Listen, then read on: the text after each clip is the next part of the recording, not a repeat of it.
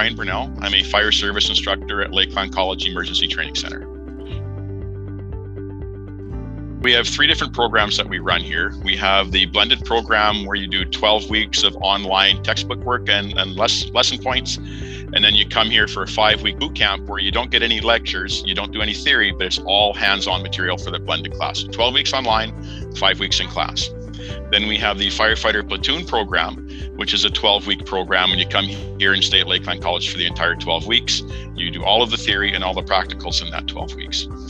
Then we also have the 1-year diploma program, which is called the Emergency Services Technologist, where you come here from starting March 1st. Class formally ends the third week of November, but then you would go out and into your practicum where you go work on a fire department or an ambulance to get your experience working for those agencies. So we have 3 different programs. Blended program, you come out with some certifications. So NFPA 1001 is the firefighter certification program. So you come out certified as a level 2 firefighter. You come out as dangerous goods operational, so you can handle hazardous materials calls. And you also come out with the 1002 pump driver and pump operator, so you can drive and pump and drive the truck on the scenes. The blended class gets that as well. So the blended and the platoons get the same certifications. So firefighters, pump operators, and dangerous goods responders. The Emergency Services Technologist, the 1-year program, has 2 sides. We have a fire side and we have a medical side. So the medical side, you get the same training as a platoon does. So you come out as a level 2 firefighter, an operations level hazmat material responder, and a pump operator.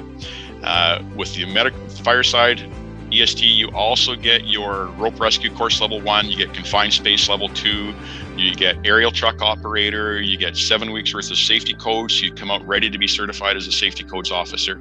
And on the medical side, they come out as PCP, primary care paramedics, with that fire training that the platoons get.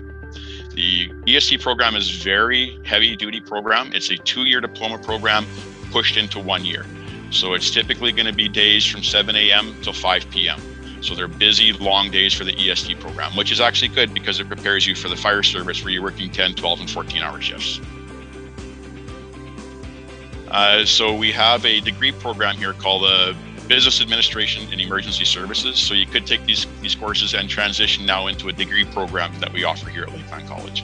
And the other courses you can now trans into officer level courses. So you have to have certain pre-requirements to now take your officer courses or your instructor courses. Once you have your basic firefighting, now you can transition into officer positions as well. So that's actually a fairly difficult one to answer because we never really hear back from our students if they've gotten jobs, so we don't really always know if they've got them. And so it's kind of like everything else. You get your certificates and your diplomas, now you have to go and try and find those jobs. What we do recommend is before you pick your program, being the blended, the platoon, or the EST, is you have a look at which departments you want to apply to, see what their entry requirements are, and that may help you decide which program to come to here at the Emergency Training Center. So the job prospects are actually not bad now. The emergency services is on a 20-25 year cycle where everyone hires on, they work their 20-25 years and they retire. So we're just starting to get into that 25-year cycle where agencies are having a lot of people hiring. So we're slowly seeing the build up into a hiring process now.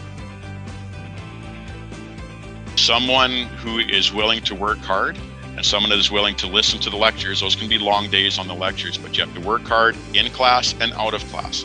What we tell the students, if they're not studying an hour a night, they may have difficulty with the certification exams.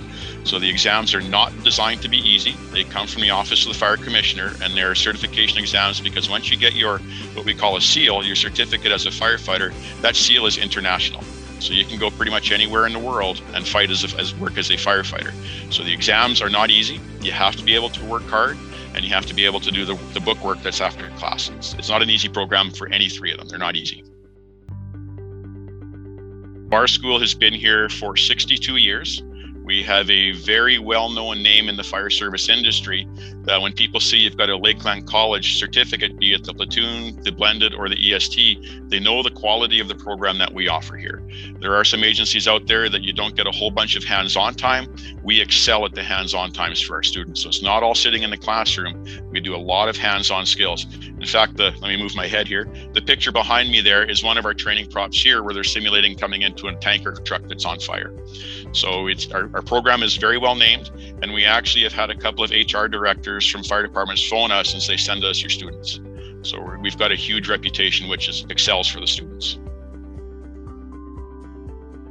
Requirements to get into the Emergency Services Technologist, so the one-year program: a high school diploma with a minimum of 50% in English Language 30-1 or 30-2, Math 20-3, and 1 grade 12 Science. Biology 30 is preferred, especially if you're going to take the medical side, because it's medical, so you need to know how the biology stuff works. So that's for the EST program.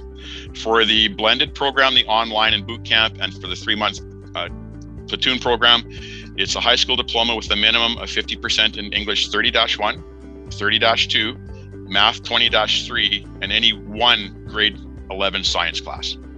So they have to have those. Everyone is required to have a driver's license, no GDL licenses or temporary licenses. And in the EST program, they all must have air brakes. The blended program must have air brakes. No platoons must have air brakes. So you can't be a GDL learner license kind of thing or a brand new license. It has to be a regular license with a Q endorsement for air brakes.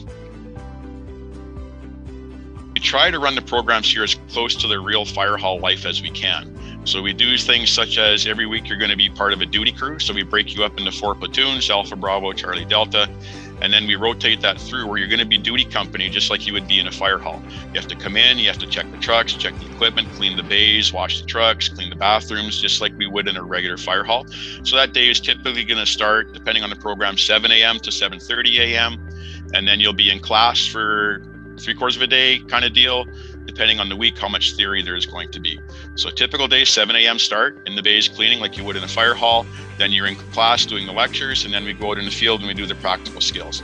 They are long days, and very typically 7:30, 8 o'clock till 5. So don't expect to be out of here by 3:30, 4 o'clock like you would in regular school.